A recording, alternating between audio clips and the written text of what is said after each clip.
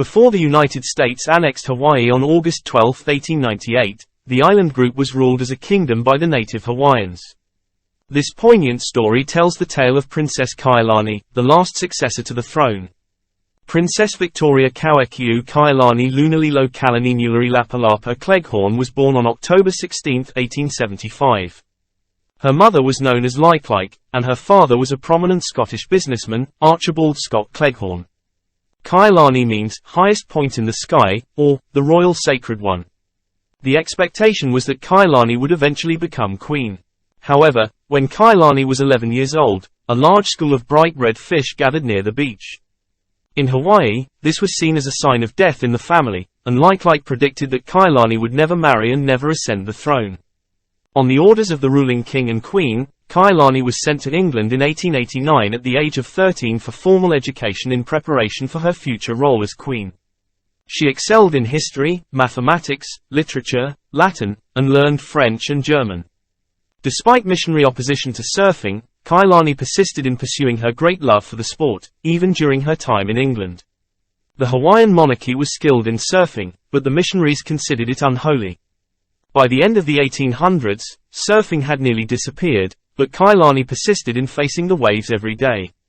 It is said that she was the last of the traditional Hawaiian surfers and that her stubborn enthusiasm saved the sport from extinction.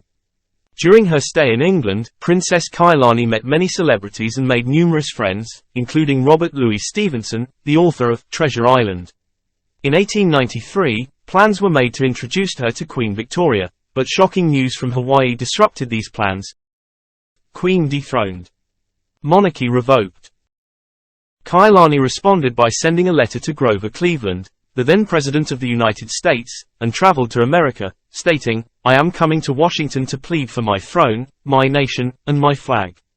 Unfortunately, her visit to the USA bore no fruit. She was treated disrespectfully in the press and labeled a half-breed. Cleveland promised to do his best to persuade Congress not to annex Hawaii. The princess then returned to England to complete her education.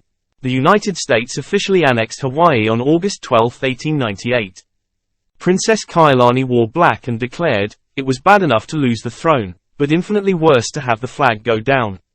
While the princess was riding in the mountains of Hawaii during the last month of 1898, she was caught in a thunderstorm. Kailani contracted pneumonia and passed away on March 6, 1899, at the age of 23. The prediction made by Kailani's mother came true. The princess died without ever marrying or ascending the throne. However, Kailani preserved a precious part of Hawaiian culture by continuing to surf, saving the sport for future generations.